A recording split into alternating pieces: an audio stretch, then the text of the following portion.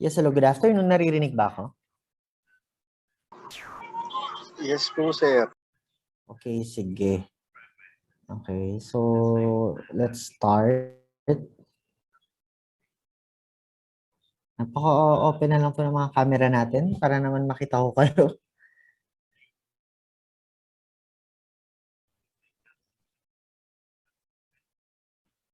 Okay.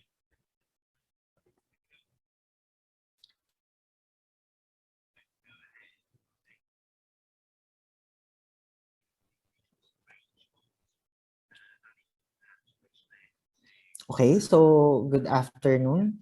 So I will be sharing my screen. Ayan, nakikita ba? Yes po, sir. Ayan, okay. So good afternoon. So our topic for today is all about, diba, construction materials and testings. And it's our first live discussion, right? Yes Tama po. ba? But have you browsed yung shinare ko yung about asphalt and then the videos? Have you watched it and then na-browse nyo ba yun? Or hindi? Yung totoo lang. Na-browse na ba or hindi pa? Tapos na po. Panood na po. Okay. Sige, sige. So, through with that topic of all about asphalt, no? So, first we will be discussing what is construction materials and testings first. Okay? So, ayan. Naririnig ba ako? Yes po. Okay. Para doon sa wala pa lahat, no? So, pero papasok na ng okay. Recorded daw ba ang lecture for today? Okay, we will record it for the sake of all. So, record. Ayan. Ayan. Tama ba? Nagre-record na ba tayo? Recording na ba? Yes po. Okay. So, yun. We will be discussing all about CMT, Construction Materials and Testing. Okay, what happened? Dali lang. Ayan. So, or construction materials and testing or materials of construction and testing. Okay? Yung naka-co-host, paki-accept na lang yung mga pumapasok. Okay lang? Renz? Noted po, sir. Okay, sige. So, objectives of this ng course na ito, no, to be familiar with the different construction materials na ginagamit natin, and then to be determined or to determine different properties of construction materials, not just about the properties but also the use of local and international standards for materials testing, and also assess the applicability and adequacy of the construction materials. And for that, okay, we will be discussing about the construction processes, selecting materials, how you select certain materials, inspection and testing, and different standards. Okay? For construction, once we say construction, ano ba yung construction na meron tayo or alam natin? Okay? Anyone could share what is you? Okay. For you, Adrian Chua, what is construction? Adler? O wala si Adrian. Okay, Ri. Anahaw. Once we say construction, what is construction, Ri? Wala rin. Okay. Hello? Naririnig ba ako? Okay, Lester. Okay, John Lester. Arcibal. What is construction? Or based from you, what is construction? Or based on your own understanding, what is a construction? Para po sa akin, ito po yung ano po, isang structure or something na pakinabangan ng humanity out of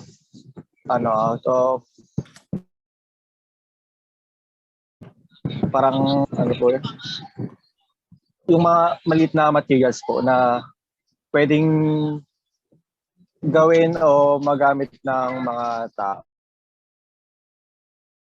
So, different materials to be used by humanity or basta magagamit ng tao. Tama ba? Yes po. Okay. How about you, Feneth, Shanley? Din po sir, katulad po nung sabi nga po, sa word by itself po, construct po, yung paggawa po ng doing a certain structure which is a tangible one. Okay? Okay. Once we say construction, it is a step which, plans, specifications, materials, and permanent equipment are transformed by a constructor in a finished facility. That is a construction.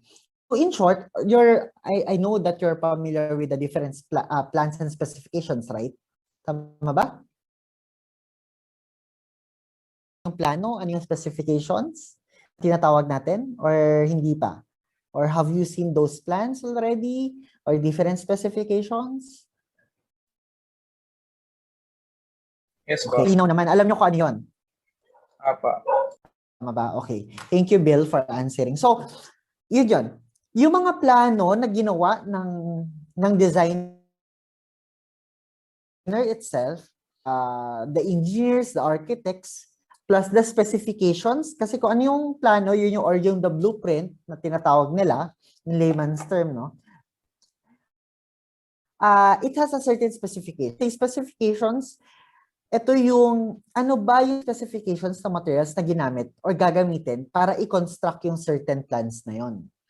Okay, ano ba yung mga details para doon nung dinesign siya, nung ginawa siya? And the materials and permanent equipment na gagamitin natin.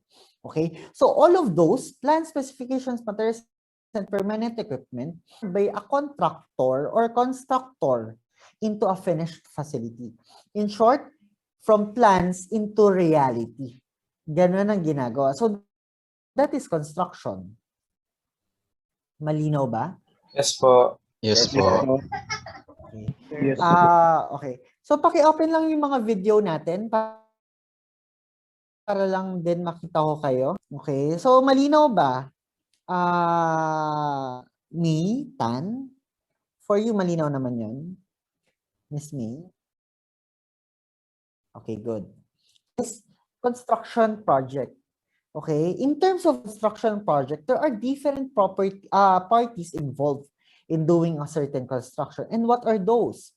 Okay, if you're magpapagawa, wala kang gagawin, walang gagawin si contractor kung walang certain project na idea na gustong gawin into a reality ni owner, tama ba?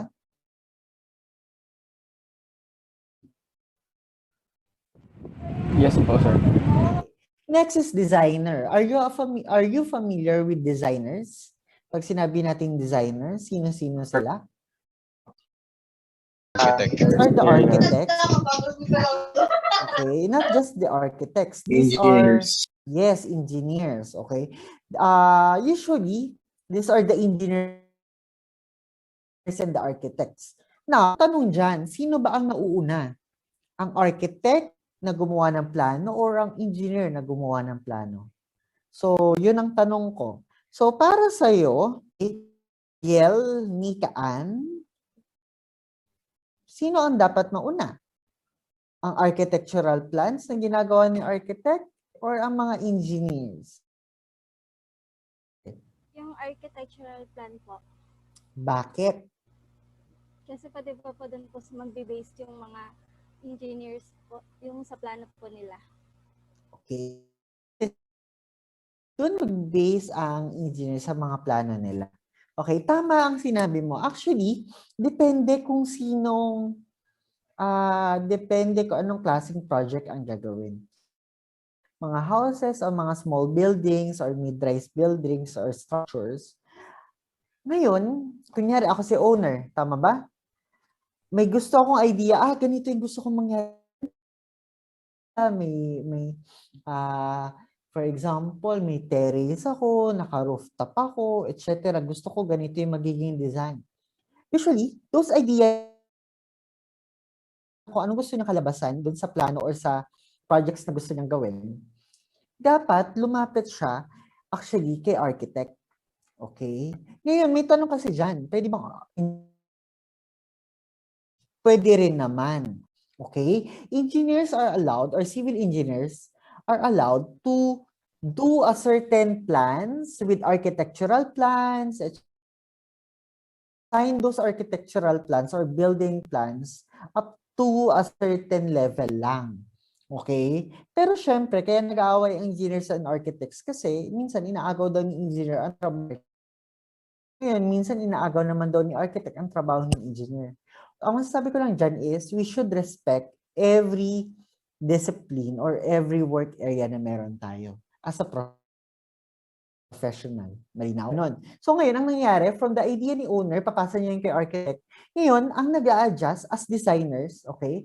Gagawa si designer na architectural design, ang mag-a-adjust para is the civil engineers or the structural engineers. Okay? Bakit? Kasi si structural engineer or civil engineer, sila ang nagde-decide ano ang tamang size ng column based dun sa gusto ni architect. Based sa ganitong size ni architect na ganitong, dapat walang column sa gitna. Ganito lang ang size ng column. For example, 0.3 by or 0.3 meters by 0.4 meters lang column. Dapat safe yan, maitatayo yan. Ngayon, si civil engineer, structural engineer ang mag-adjust para maging or maisakatuparan ang design na gusto ni architect na based din from kay owner. Nakukuha niyo ba ako? Malinaw. Ngayon, sabi nga nila, mahirap ang trabaho ang nag-a-adjust lagi para kay architect. Tama ba? Mahirap ang laging nag-a-adjust? True, sir. Yes po. Sino yun? O bakit, Carlo? Ngayon, bakit mahirap mag-adjust? Or based on experience ba ang pagsagot mo, Carlo?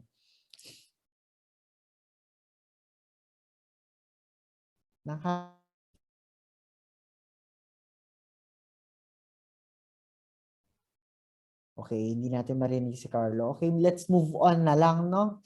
Kasi ang hirap naman mag-adjust kung antayin pa natin. Okay, mahirap mag-adjust kasi kung yun yung gusto mangyari ni owner, kailangan mo siyang i-design structurally good and sound ng tama at maayos. And then nagka-clash ang engineers and architects kasi minsan si architect may gusto siyang paggawa na minsan for the tawag dito para mas madalian ang gagawin ni engineer or civil engineer or structural engineer and ayaw niya totally mag-adjust. Sabi niya, ay hindi pwede yan. Dapat ganito. Pero sino ba masusunod? Kung gusto ni owner na gano'n na mangyari at yun natin i-adjust basically. Okay? Pero, from case to case basis. Kapag kaya naman, well, walang problema. Pero kapag may problema in terms, pwede nyo dapat sabihin yun kay architect and kay owner. Para i-adjust din nila, mag-a-adjust din sila sa case na yon at maintindihan nila. At para walang nakukuha ba? Okay? So, dapat ganun. There should be a good communication between different designers and parties involved. Okay? Okay. Yun nga, owner, a person or company who initiates the undertaking and finances it. So, for example, ako, si Ayala, si Isabel, sa designer, has an expertise in planning and engineering, produces plans, materials, specification, and drawings for implementation. So, yun ang ginagawa ni designer. Nagawa siya ng architectural specifications or all throughout the project specifications ang gagawin niya. And the drawings for the implementation. Okay? Usual designers, company designers, ito yon. If narinig niyo na, SK Incorporated, narinig niyo na ba yon yung company na yon? Anyone familiar with ESCA? Wala. Phil Dravo, wala rin. So those are the sample design or consultancy firm or designers na meron tayo sa Pilipinas. Okay? Next. Supplier is where you get the materials and equipments needed for the construction. Okay? Sila ang magsusupply ng mga materials na kailangan mo at mga equipments. For example, kailangan mo gumamit ng backhoe, okay? Ng generator, ng genset, kasi wala ka pang supply ng electricity and other things. Okay? Or supplier, for example, supplier ng bakal, ng mga reinforced steel bar, okay? Pag-asa steel. Okay? Example nun, or the Steel Asia, mga ganon. Constructor. Contractor are the one who is responsible in managing of a project and building a certain project. Is the one who provides, okay, necessary labor, equipment, materials in terms of sorry.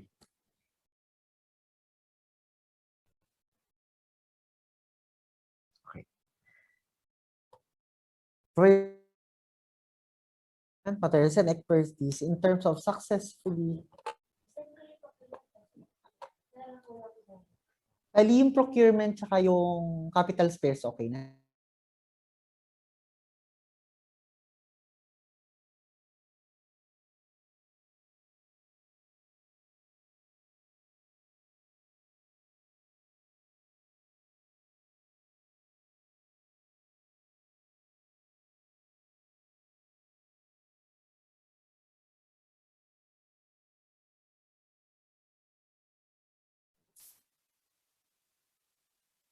So, sorry for the interruption. So, yung contractor, sila gumagawa ng structure itself, ng building itself, or ng project itself. Okay? Sila nagpo-provide ng laborers mo, sino si foreman mo, sino mag-a-assist doon, si electrical mo, etc. Sila magpo-supply na equipment. Okay? In terms of ano ba yung mga dapat na equipments na gagamitin, ano ba yung crane dito, kailangan ba natin ng backhoe dito, or ng vibrator, ng anything, compactor, okay? Kailangan ba siya o hindi na kailangan? Sa kanya, expertise, in terms of expertise, okay, so dapat well-expert or well-know, maalam yung contractor na gagawa ng project mo. Alangan na yung gagawa ng project mo or ng structure mo ay hindi, ay putyo-putyo lang na kinuha mo lang dyan sa tabi-tabi. Okay? Hindi dapat ganun. Minsan kapag may budget constraint, ang kinukuha lang natin is a foreman or ano, pero we should dapat alamin natin na dapat totoong may alam yung, for example, si foreman mo, totoo bang foreman siya? Okay, may ang alam lang niya na area ay in terms of pagpapalitada.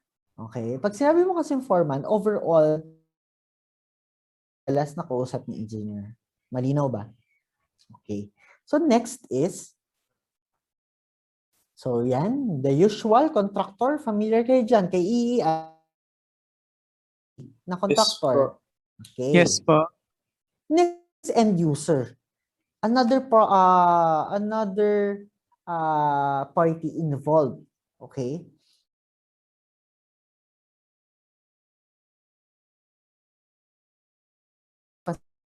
Okay. Paano ba ako? Papagawa ko, for example, ng 10-story condominium. Ako lang yung owner nun. Pero ang end user nun, okay, sino ba yung gagamit? Okay? Siyempre, kung condominium yun, rentahan ko, yung mga bibili ng condo units ko yun. They are the one, they are the end users. Malinaw? So, yun. Selecting materials. Okay, nandito tayo medyo, in terms of select materials, paano nga ba? Okay, nagsaselect ng materials sa mga gagamitin natin sa construction. Okay. Okay. There are different criteria in selecting a material. First criteria is the economic factor. Next is the mechanical properties. Next is the non-mechanical properties, production and construction considerations, aesthetic properties, and sustainable design. Isa-isahin natin yan. Ano nga ba yung economic factor na tinatawag natin? Economic availability and the cost of the raw materials. Saan mo ba kukunin yung mga raw materials na gagamitin mo doon? Okay? Nagbabago kasi ang manufacturing cost. Okay? Transportation, placing, maintenance. Kung sino magpo-produce ng mga materials mo na gagamitin mo doon, okay, doon nagva-vary din ang presyo niya. Kung saan galing, for example, galing pa ibang bansa, in-import mo pa siya. Okay, there's a transportation cost in terms of that. Okay, saan mo siya ilalagay? Yung mga materials na construction project ka, for example, we've experienced before, we're doing a certain power plant. Okay, I did the design in the power plant project in Batangas. Okay, ngayon sa mga warehouse na yon, kailangan may mga cranes kang gagamitin and then for the maintenance ng general plant. Ngayon, darating yung mga gamit or yung mga imported na equipments para dun sa project. Pag dumating siya, dapat totally i-assemble mo na lang siya. Ngayon, kapag in-import mo siya, and then hindi ibig sabihin, nagkaroon ng delay sa project mo, hindi pa siya uli kagad may place doon sa project mo na yun. Now, may cost then in terms of placing. Saan mo ba siya ilalagay? May storage fee kang babayaran. So, it could, kapag pinlano mo ang isang bagay, sigurado ka at alam mong walang delay or iiwasan mo magkaroon ng aberya or problema. Malinaw? Okay, finance. Okay, it is one of the under of the economic factors as well. Next is mechanical properties. In terms of mechanical properties, familiar na ba kayo dito? This is the mechanical behavior of to external loads. Naintindihan ba? Okay, may strength of materials na ba kayo ng subject? Are you done with that? Hindi Wala pa pa. po siya, wala. Statics. Meron na po. Statics pa lang currently. Yes po. Second year pa lang kayo, no? Opo. Opo. Yes po. Okay. Yes po. So, i-relate na lang natin in terms of statics. Statics are in terms of you're calculating the loads. Tama ba? Yung mga forces. Yes po. Okay. Ngayon, kapag sa strength of material, kasi since mechanical properties to or materials, mechanics of materials, ang tinatawag natin, ito naman, yung behavior ng kapag na-applyan mo siya ng force. For example, itong face mask ko, nakikita to? Okay? Kapag for example, building mo, kapag in-applyan ko to or yung material na ginamit mo, okay, isipin mo na lang ano siya. O basta ito yon. Kunyari, pag nilagyan mo siya ng load, paano siya magbe-behave? Ganyan lang, pinatong ko lang, walang problema. Pero kapag unti-unti ko siya nilalagyan ng pressure or ng load, binibigatan ko, nade-deform siya, tama ba? Nakikita naman na that's what we are talking about. Mechanical behavior. Okay? Ano ang response ng material mo doon sa load na in-apply mo? Nakukuha. Okay? It depends on the material properties, magnitude, and the type of load and geometry of the element. Okay? So, yun. Next is loading conditions. May tinatawag kang loading conditions. Once we say loading conditions, these are the static and dynamic condition. May statics and dynamics kayo. Tama ba? Pareho po. O static lang? Meron po parehas. Okay. Once we say Yes, statics, po. okay, good. Sinong prof niyo doon? Si Sir Mel ba? Sir Von? Parehas po. Pareho po. Okay, good. statics implies the sustained loading of a structure over a period of time. Okay? That is static. Pag sinabi mo naman dynamic, loads that then generate a shock or vibration. How it dynamic, there's a movement. Okay? Whether periodic, random, or transient. Ngayon, pag sinabi naman natin, those are the loading conditions, stress-strain relations. Na-discuss na rin ba sa inyo tong stress-strain? Before?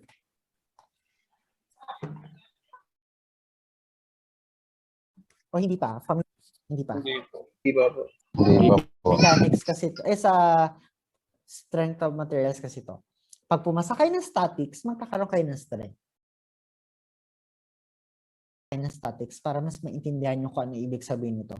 Materials deform in response to loads or forces. Yun yung in-example ko kanina. So, kunyari, yung face mask nga kanina, nung nilagyan ko siya ng load, na-respond yung material na yun na meron siya, depende kung gaano kalaki yung load or gaano kabigat yung nilagay kong load. Di ba na-deform siya nung ginigatan ko yung daliri ko? Okay. That is the stress na i-carry niya.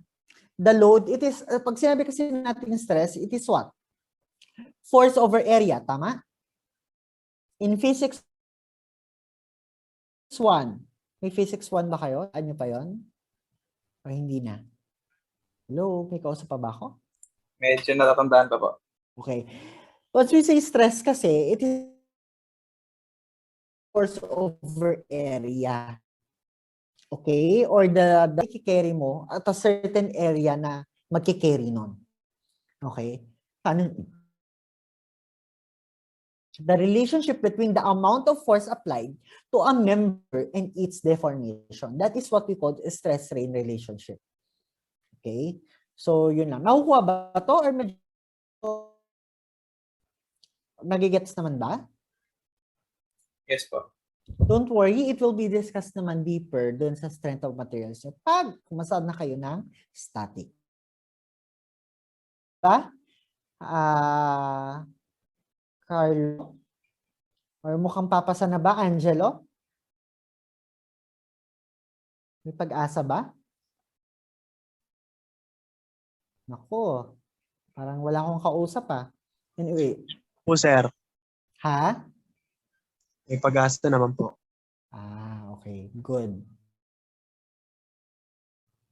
Sige. Once we say elastic behavior, the material exhibits an instantaneous response or deformation to a certain load.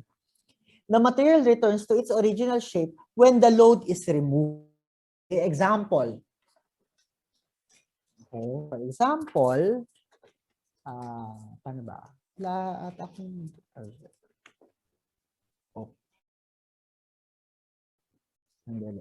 What an example. Okay. Nakikita to? Itong parang rubber band? Yes po. Opo. Sabi rito, elastic behavior. How elastic your material is. Okay? Ibig sabihin, the material returns to its original shape when the load is removed. Ngayon, pag hinila ko to, anong nangyari? Nababanat, di ba? Tama ba? Opo. Sagot din, medyo Opo. nakakapagod. Opo. Okay. Kapag binitawan ko siya, bumabalik siya sa dati, tama?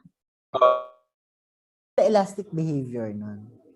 Pero, if kapag nakaranas na matinding pressure or load or force na ikinikerry ang isang material, pwedeng hindi na siya okay? At iba na yung tawag doon. This is the stress-strain diagram na sinasabi, yung elasticity, the plasticity, etc. Okay? So, kapag ito binanat ko, ganun pa rin siya. Pero pag nasobrahan na, okay, pwedeng hindi na siya bumalik sa dati. Parang ganito, medyo lumaki na siya. Tama? Okay? So ngayon, that's how behave a certain material. Okay? It could return, it could be an elastic, return to its original shape when a certain load is removed. And kung gano'n kinikerry yung load na yon. Malinaw? Malinaw ba? Yes po. Yes po. So, sir. So, i-relate naman natin sa buhay, parang ano lang yan eh. Ikaw ang isang taong mapagpasensya, pero sa sobrang dami ng problema mo na kinikerry sa buhay mo at pasan mo ang mundo, pwedeng umiksi ang pasensya mo to the point na, tama ba? Okay. Pwede kapag, okay lang yan, kapag konti lang, kaya mo pang pagpasensyahan. I mean, your attitude is same as well pa rin as before. Okay. Pero minsan napapag ang nanay nyo, sobrang daming problema or parents nyo, minsan nagiging masungit. Okay. Or madalas, masungit na talaga or laging galit. Tama ba? Parang ganun lang din yun. Would you be affected by the certain loads applied to you? Okay? And I mean, could you be affected or not be affected? Parang ganun lang. So that's the question for you. Nakukuha. Okay? Ito medyo malalim na to. Elastoplastic behavior. Ito yung sinasabi ko, a stress level at which the behavior changes from elastic to plastic. Okay? That is the elastic limit. Okay? Viscoelastic behavior. Okay. Medyo lang pasanan natin to kasi wala pa kasi kayo palang strength of materials. Kasi in civil engineering na program, tech, Yes po. Yes po. pero magtutuloy kayo ng civil o hindi na? Tutuloy po. Okay, good. Pag kasi sa civil engineering, ang construction materials ay kasabay nun ay skills kasi. So sa inyo kasi nangyari na una. Ito. So mahirap siyang intindihin.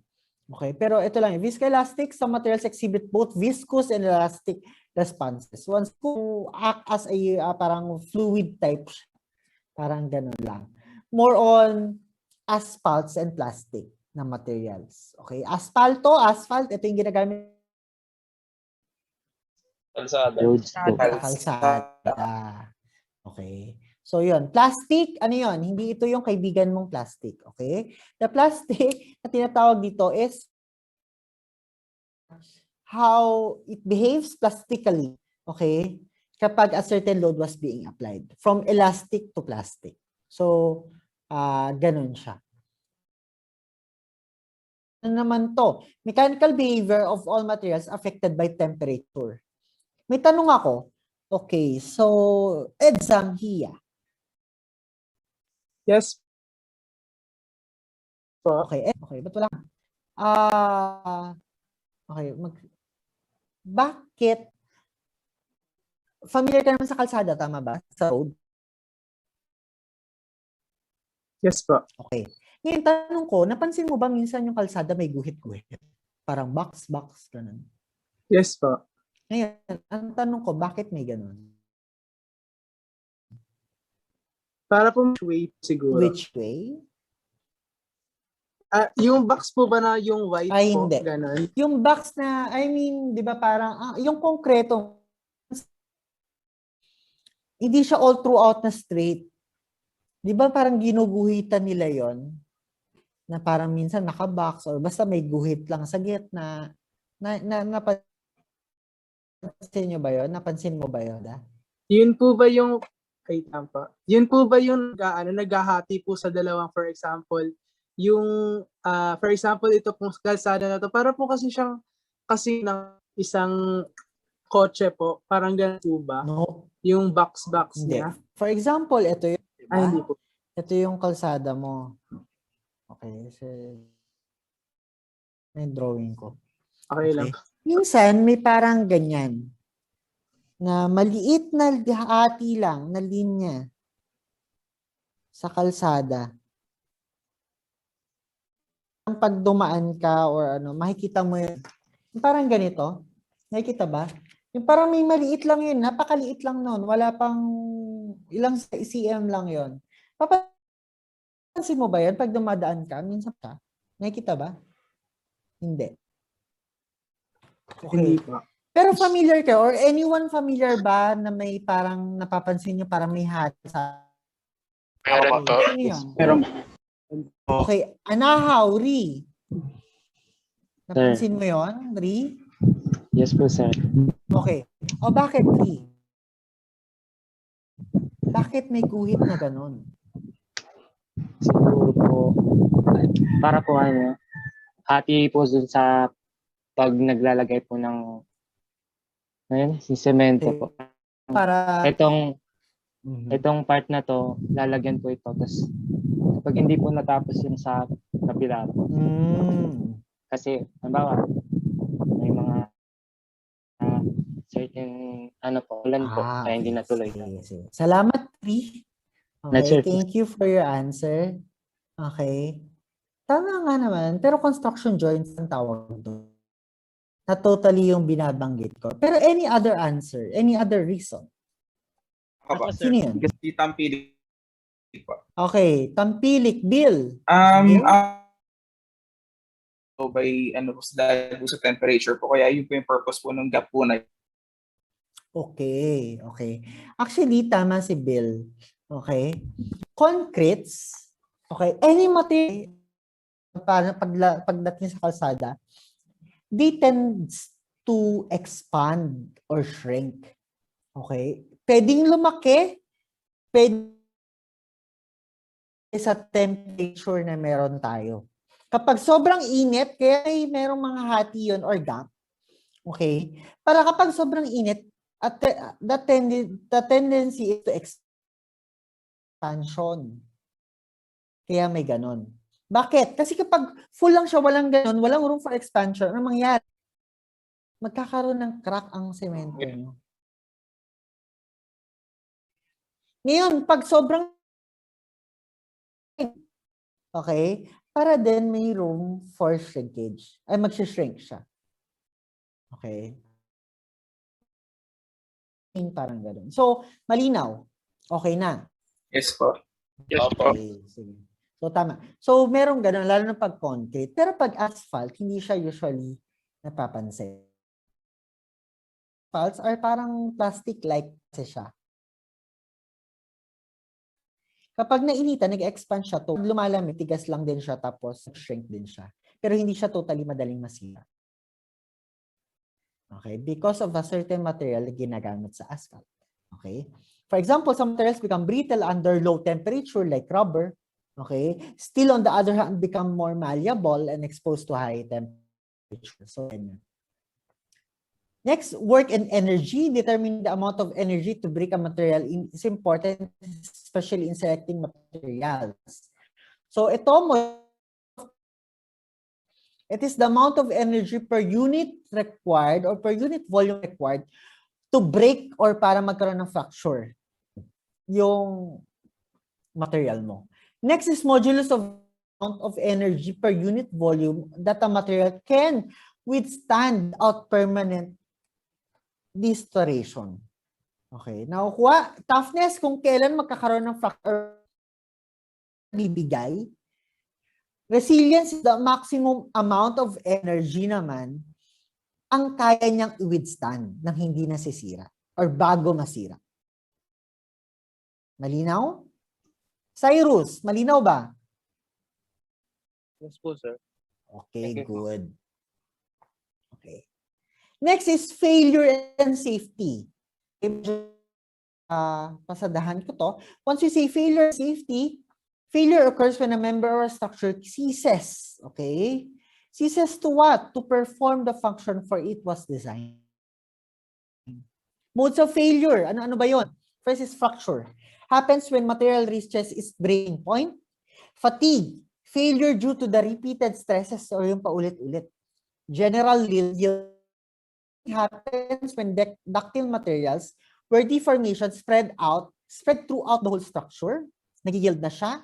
Buckling, failure due to the actual compression and slenderness. Okay? Excessive deformation, failure in terms of functionality.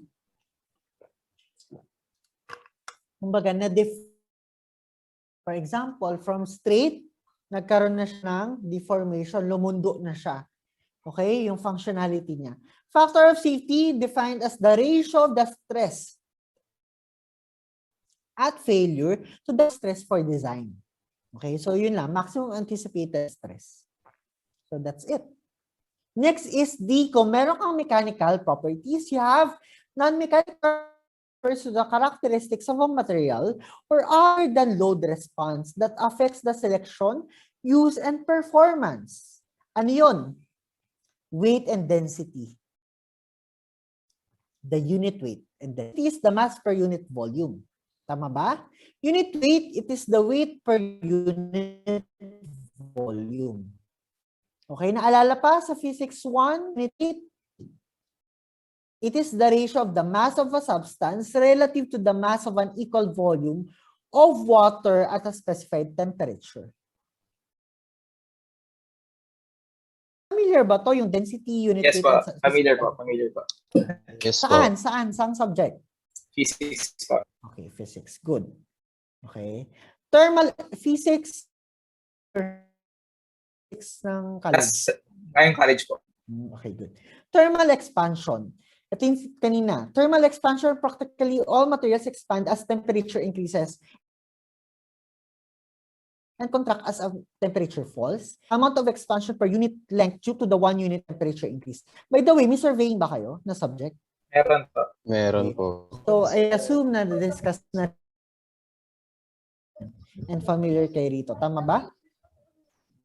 Expansion, the percentage of error. Malinaw? Nakukuha ba yun? Yes po. Last year po. Surface characteristics. Okay? Surface characteristics, non-mechanical siya. Bakit? Kasi ano ba yun? Ito yung corrosion and degradation. Pag sinabi mo corrosion and degradation, the process in which there's a loss of material, either dissolution or fail. O ito yung parang naging scaly na yung, kung bakal siya, nagko-corrode siya. Okay? Nagkakaroon ng kalawang. Abrasion naman, and wear resistance, ano ba yon? Related to the scrapping or wearing aware of the material. Okay? O ibig sabihin, madali siyang marupok or madali siyang masira. For example, din siya. Okay? Yung kung madali ba siyang mag-crack or hindi. Kung na-achieve niya ba yung certain strength niya or hindi. Surface texture. So, smoothness and roughness of the surface. So, yun yung surface characteristics natin na meron tayo. Production construction considerations. Ano naman yun? The production availability of materials. Saan ba galing? Sino made or internationally made? Angkatin pa ba natin? Related to fabricate the materials in shape, required, and specifications. Mostly, yung mga products naman natin locally available dito. Kung in terms of mga konkreto. Pero kapag mga steel, available din siya in the Philippines. Pero minsan may mga prefabricated na minsan inaangkat natin sa ibang bansa. Nakukuha ba yun? Or construction projects. Construction in terms of availability of trained workforce. Minsan kaya nga, di ba, meron, siguro sa ibang bansa. Okay? Ano mga tinatawag natin expatriates or mga foreigner workers. Nakukuha ba? Kasi minsan sila yung mas may alam sa construction. Pero minsan, it affects them minsan politically. Bakit? For example, here in the Philippines, kulang ba tayo sa tao para umangkat tayo ng mga Chinese laborers? Oo, hindi. Naku, wala na naman. Hindi po. Hindi naman, di ba? Hindi po. Pero, because of a certain agreement ng, for example, kung sino ba nag-provide ng finances? For example, kung China funded yun, usually may law sila or may agreement na dapat may certain number of workers tayo. Nagkakukunin mo sa bansa namin or Chinese-blooded dapat. Parang ganun. Okay? Which is, minsan, nagsasuffer yung quality. Kasi, yes, dito, pero kumukuha pa tayo sa ibang bansa, ang not totally, tawag dito, skilled, kung tawagin. Malinaw. So, yun. Next is aesthetic properties. Alam ko, familiar na kayo. Ito refers to the appearance of the material. Once aesthetics, ito yung, na responsibility ng mga architect and designers natin. Okay, civil engineers are responsible ensuring the aesthetic characteristics of that facility requirements. For example, yung picture na yan na nakikita nyo. Okay? Gusto ng architect o ni owner, ganyan na mangyari. Ang tanong, kaya ba tayo kanin? Okay? Pero mahirap sa case ni civil engineer or structural engineer na mapatayo yan at safe yan. Yun lang, malinaw? Gusto niyo pa ba maging structural engineer or civil engineer? Yes, sir. Oo naman, syempre lahat kinakaya natin. Okay? So, hindi basta sa architect, sabihin din natin, kung hindi feasible, hindi feasible. Manindigan tayo. Pag hindi kaya. Or kung gusto nila, hindi kaya yan, pero pwede yung gawin ng paraan. Ang tanong, kaya mo ba mag-adjust para dun sa paraan na gusto kong gawin? Ganon. Nakukuha? So, minsan, kailangan din nating manindigan. Ako, I've experienced in my work before as structural consultant or designer na nag-adjust ako sa mga architectural namin. Okay? Pero for example, or architect, hindi kaya ng ganyang column lang. Kailangan natin lakihan. Okay lang ba sa'yo? Hindi ba maapektuhan yung aesthetics? Ano ba kalaki? Pag sinabi ko, mga ano lang po, 100 mm. Ganyan. Okay na yan, pwede na yan. So, ganun. So, dapat, ako, on my experience, I have a good relationship with architects namin. Kasi, I deal with them naturally and in good terms or good communications. So, lahat naman ng bagay ay nadadaan sa matinong usapan or maayos na usapan. Tama ba, Joseph? Lenny? Alam mo naman pag sinabi mong, ay, hindi kaya eh. Hindi ko na magawa ng paraan eh. Ikaw na lang mag-adjust sa design mo. Okay. Eh, paano pa gusto ni owner? So, kailangan mo lang din isa-alang-alang mga ganun. Okay? So, next is sustainable design. Is sustainable? Does the design and construction decisions which are sensitive to both the current and future needs? Green building, okay. For example, you have a green building council society who develops designs or leadership in environment and energy design. Narinig nyo na ba yun? Yung mga green buildings. Yung hindi ka na totally dapat gumamit ng, kunyari, 90% or 80% well-lighted, through the etc. etc. Mga ganung case. Kaya kung minsan makikita nyo yung mga ibang building made of glasses, okay rin ba siya kapag glass type ang ginamit natin? Okay. O etc. etc. Mga ganun. Okay. So far, may tanong ba? Wala po. Wala naman. Wala naman. So sustainable design, what are the atmosphere, materials, resources, innovation, and regional priority? Sustainable sites as well. Ngayon, dito na tayo papasok, inspection and testing. That's why it is construction materials and test. What are the different testings na alam nyo? Anyone could give? Soil test. Okay, saan mo narinig yun? Sino yun? Ako po. Sinong ako? Pili po, sorry po. Bill. Yes po. Okay, saan mo narinig yung soil test na yan? Sa CEO din po namin. Sa first sem po na. First sem po. What is CEO? Civil Engineering Orientation po. Ah, Kay Sir kanino? Ivan po. Sir Ivan po. Si Sir Si Ivan ay naging student ko before. Yes, sir. Na-mention niyo nga po nung first sem po natin. First. Soil testing, yes. Tinetest natin mga materials or mga soil properties na meron tayo. Alam tayo. UTM po. UTM. What is UTM? Sino yun? Ako po. Pangalan, hindi ko makita eh. Sorry. Exam po. Universal, testing machine po. Sa UTM, ano ang check or tinetest sa UTM?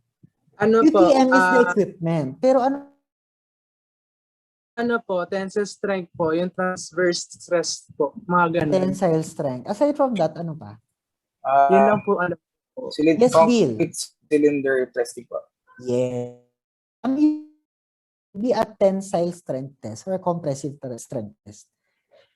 Pwedeng cylinder test or yung bakal ng mga rebars mo, pwede doon. Sayang no, wala kasi tayong face-to-face. Hindi nyo makikita yun, no? Hindi nyo ma-experience maghalo ng simento, mag-test ng bakal. Pero malay nyo, next year or kapag lumipat kayo ng civil, may okay, category in terms of this, quality assurance and acceptance, quality control, and research and development. Bakit natin siya ginagawa? Okay? So, yun lang, yung mga inspection and testing, maraming klaseng testing. May testings para sa asphalt, may testing para sa concrete, may testing para sa soil, may testing para sa graba, sa buhangin, okay, sa tubig, even the water is being tested. Pero hindi natin okay, kasi ang tubig na ginagamit sa konkreto, it should be pure and clean. Hanggat maaari potable. Hindi pwedeng madumi. Because it could affect the or the properties of your concrete. Nakuha, Joseph? Yes po. Okay, good. Standards. Okay? In terms of standard, sa Pilipinas or sinusunod. Even in other countries as well. Okay? Testing method. It is a specification explaining how to perform a test and how to measure or assess. Society involved in that is the ASTM. It is the American Society for Testing and Materials. Malinaw? Familiar kayo doon sa ASTM standards? Yes po. Sa Philippines, anong standard ang ginagamit natin for materials? Yung building code po natin. Yes, building code. Pero, inalin tulad rin naman siya sa ASTM. Anyone could answer? Philippine standards ang meron tayo. Okay. Under naman yan minsan bodies dito, government agencies. So that is ASTM. So yun lang. So far, naintindihan? May tanong? Malinaw? Malabo? Malinaw po. Sure? Naintindihan po.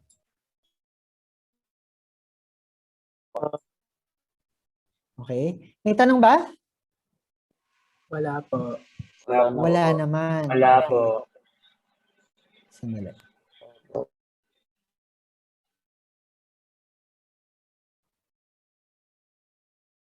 Nakikita niyo yung screen ko? Okay, sige. That's the introduction, no, for our CMT. Tanong ko lang, okay, hanggang kailan ba ang SEM natin?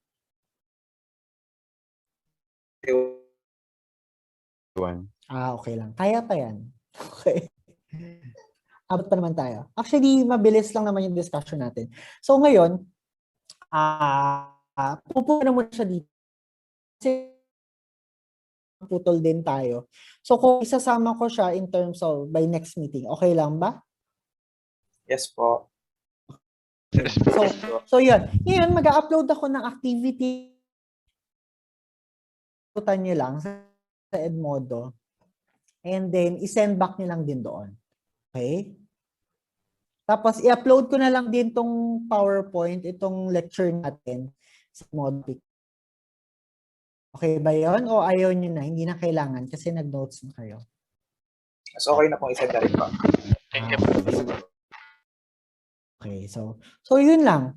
So far, may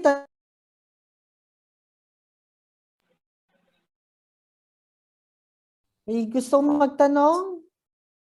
Sir, yung sa recorded po na video po, saan po namin pwedeng makikita? Ipopost ka na lang din sa Okay, Edmodo. thank you.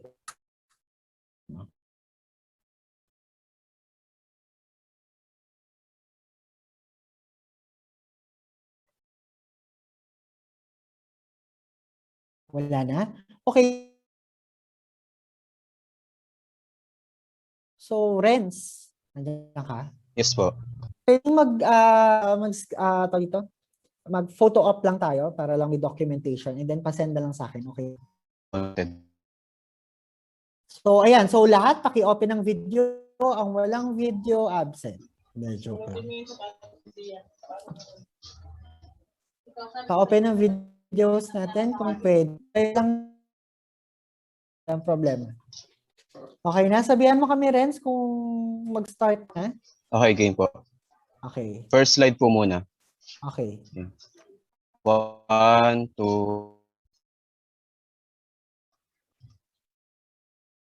Okay, next. Asenda lang Okay din po, yun sa second Facebook slide natin. po.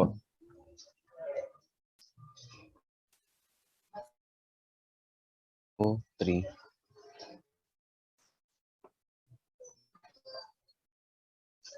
Okay, last slide po.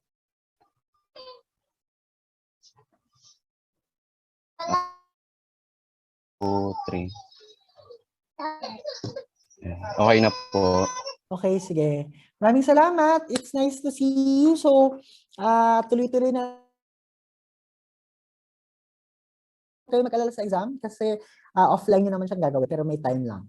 Okay? Pero tsaka na yun, tsaka nakapag-discuss na tayo ng iba pa. Malinaw? Okay Thank you po. Thank you, Good sir. night and have a great day. Thank you, sir. Thank you po.